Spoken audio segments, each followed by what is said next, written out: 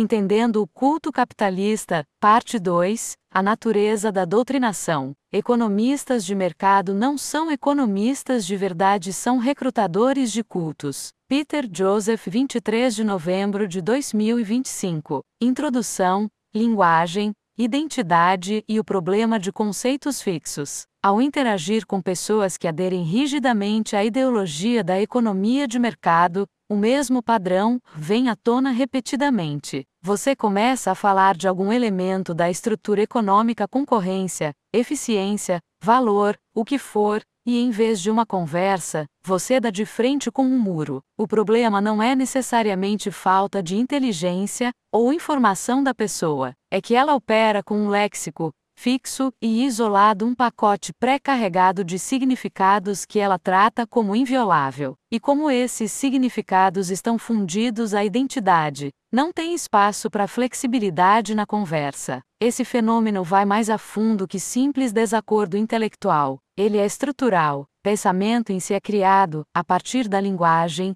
e linguagem é uma cadeia de assuntos, inferências e associações que se juntam para formar um modelo do mundo. Mas se qualquer parte dessa cadeia fica rígida, se certas palavras tomam significado sagrado e inquestionável, então o resto do processo de raciocínio se curva a essas âncoras como um metal que se atrai por ímã. Toda nova ideia é vista só pela lente da estrutura simbólica existente, mesmo que contradiga a realidade. No caso da economia de mercado, essa rigidez não é acidental. Ela é cultivada. Gerações de teóricos econômicos, especialistas em políticas públicas, filósofos libertários e comentaristas de negócios criaram um léxico que funciona menos como linguagem descritiva e mais com a escritura teológica. Conceitos como câmbio voluntário, eficiência de mercado, concorrência, crescimento e racionalidade não são tratados como afirmações práticas,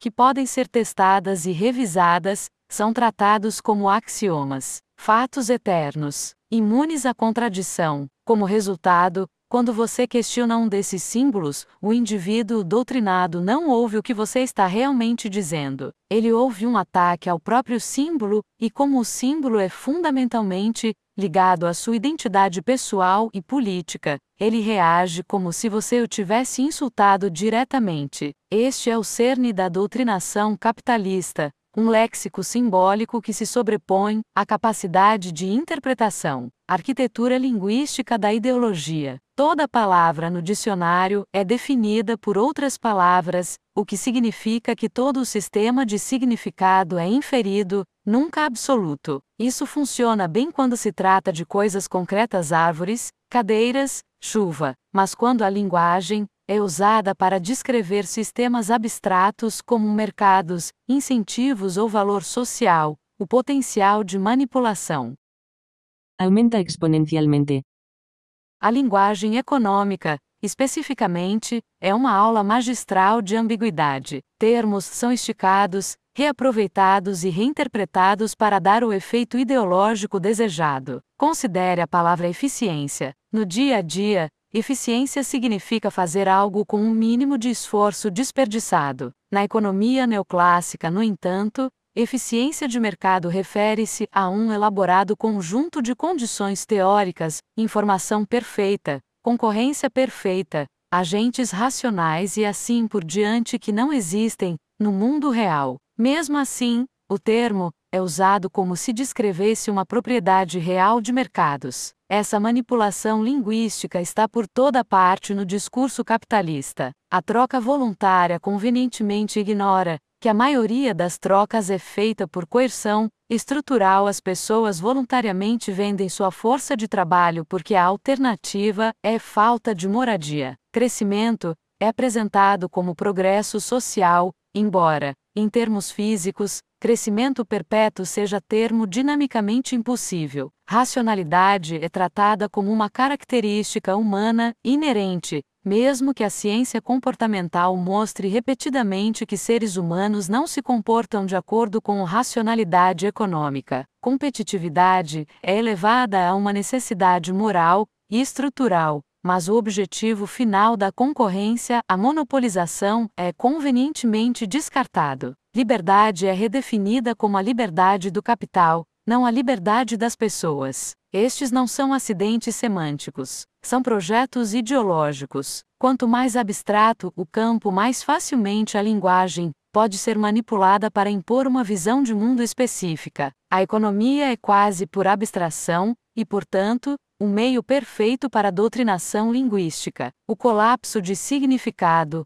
quando conceitos se tornam identidade. Um problema central conversando com alguém imerso na ideologia capitalista é que o significado de uma palavra não é mais aberto à discussão. O léxico foi internalizado a tal ponto que questionar um termo equivale a questionar a pessoa. Digamos que você critique a eficiência de mercado. Eles não perguntam o que você quer dizer, eles presumem que você não entenda o significado do termo. Digamos que você aponte que troca voluntária é ficção quando precário economicamente. Eles não consideram o argumento. Eles concluem que você não sabe o que significa voluntário. Digamos que você argumente que corporações são instituições hierárquicas planejadas centralmente, o que mina a ideia de planejamento nunca funciona. Eles não abordam a contradição e te acusam de apoiar autoritarismo. É por isso que discussões com capitalistas ideológicos tendem a sempre se repetirem. Você não está discordando de fatos, mas da autoridade simbólica. Eles não estão tentando entender o argumento, estão defendendo a santidade de um dicionário mental. Esta é a função psicológica de doutrinação,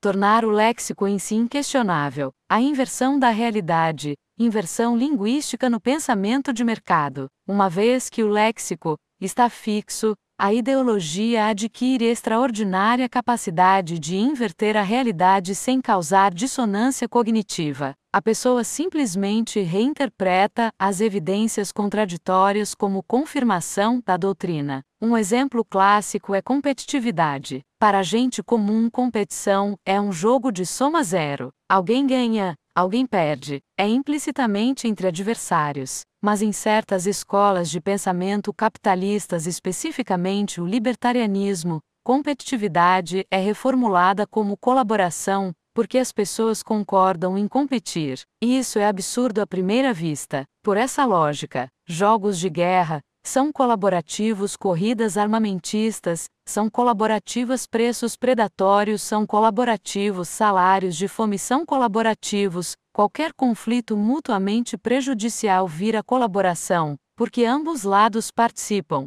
No entanto, essa manobra retórica é comum porque a ideologia exige que competitividade seja moralmente aceitável. Se competitividade for enquadrada como agressão, a estrutura normativa inteira da adoração do mercado desmorona. Assim, o significado da palavra é simplesmente invertido. Esse tipo de acrobacia linguística é generalizado. Externalidades é palavra que minimiza a destruição ecológica, tratando-a como um erro contábil. Inovação torna-se sinônimo de obsolescência programada. Escolha torna-se sinônimo de fragmentação de mercado. Risco vira algo que empresas privadas transferem para o público. Liberdade vira liberdade para capital, não liberdade da exploração. Cada termo é um artifício linguístico adotado para manter coerência ideológica, e como os adeptos confundem esses termos com a própria verdade, a ideologia torna-se quase imune à contradição. Doutrinação como necessidade estrutural, não um acidente. A cultura popular trata a doutrinação como acidental, ou algo de seitas, ou de movimentos religiosos. Mas a ideologia capitalista exige doutrinação propositalmente. O sistema não funciona sem uma população condicionada a aceitar suas abstrações centrais como imutáveis verdades. Isso ocorre porque capitalismo depende exclusivamente da má interpretação de suas próprias consequências. Desigualdade é reformulada de mérito, exploração é reformulada como oportunidade, desespero é reformulado como incentivo, colapso ambiental é reformulado como externalidade, degradação social é reformulada como fracasso pessoal. Instabilidade é reformulada como ordem natural das coisas, coerção estrutural é reformulada como troca voluntária. Se as pessoas interpretassem esses resultados literalmente, o capitalismo perderia legitimidade da noite para o dia. Portanto, a ideologia precisa se basear num sistema simbólico rígido que se sobrepõe à interpretação empírica. Uma pessoa não defende o sistema porque estudou o seu funcionamento. Ela defende porque o sistema se tornou sua estrutura interpretativa. Capitalismo define o que é realista, racional, prático e possível. A linguagem pré-formata a imaginação, porque o empirismo observar e analisar a realidade é tratado como ameaça. Uma das características mais reveladoras da doutrinação capitalista é a hostilidade à análise empírica. Sempre que se traz um exemplo do mundo real, na conversa, falhas de mercado reais, colapso ambiental, comportamento monopolista, desigualdade, exploração do trabalho, a ideologia. 1. Reformula o exemplo como uma exceção. 2. Culpa a interferência do governo. Ou 3. Nega completamente a realidade empírica. Isso ocorre porque o léxico simbólico não foi feito para acomodar contradição. Ele foi feito para absorvê-la. Você aponta que competitividade leva a monopólio. Eles alegam que monopolização não é competitividade de verdade, reescrevendo a definição, em retrospecto. Você mostra que preços não explicam o custo ecológico. Eles afirmam que o mercado forneceria o preço em condições ideais, um mundo teórico, que nunca chega, mas que sempre justifica ignorar o presente. Você demonstra que as pessoas frequentemente agem irracionalmente. Eles redefinem comportamento irracional como racionalidade limitada, absorvendo assim a contradição sem tocar na premissa. Você observa que troca voluntária não faz sentido sob coerção de sobrevivência. Eles insistem que troca ainda é voluntária porque a pessoa pode, teoricamente, escolher ficar sem teto. A incapacidade de integrar a contradição não é falha, é justamente o objetivo. As realidades empíricas devem ser descartadas para preservar a santidade do sistema simbólico. O ciclo de reforço social. Outra camada de doutrinação vem do reforço social. As pessoas não só defendem um léxico conceitual, elas defendem sua participação numa identidade cultural. A ideologia de mercado é extremamente entrelaçada com nacionalismo, individualismo americano, mitologia empreendedora, competitividade masculina, sentimento antigovernamental, narrativas morais sobre responsabilidade pessoal, identidade de classe. É por isso que críticas ao capitalismo são interpretadas como ataques pessoais. Questionar o léxico é questionar a identidade do grupo que o sustenta, e como qualquer identidade de grupo, a ideologia pune divergência. Você questiona o mercado, você é um marxista. Você critica a competitividade, você odeia a liberdade. Você aponta os limites ecológicos, você é antiprogresso. Você destaca a coerção estrutural, você se vitimiza. Você descreve a desigualdade sistêmica, você quer guerra de classes. Essas defesas retóricas não são argumentos, são mecanismos de manutenção de limites. Mantém o crente psicologicamente isolado da dissonância cognitiva, o conforto psicológico de sistemas simplificados. Uma das razões da ideologia capitalista ser tão persistente é que ela oferece um modelo enganosamente simples de comportamento humano e coordenação social. Ela pega a bagunça caótica da realidade e comprime tudo num punhado de equações reconfortantes. As pessoas respondem a incentivos, concorrência, guia a inovação, mercados, se autorregulam, preços, contém todas as informações, troca voluntária é justa, crescimento iguala a melhoria. Essas afirmações sobrevivem porque reduzem a complexidade, não porque refletem a realidade. Elas proporcionam uma sensação de previsibilidade num mundo fundamentalmente imprevisível. Nesse sentido, o capitalismo funciona muito como uma religião. Oferece narrativas reconfortantes, que parecem explicativas mesmo sendo fundamentalmente vazias. E como essas narrativas são repetidas pela mídia,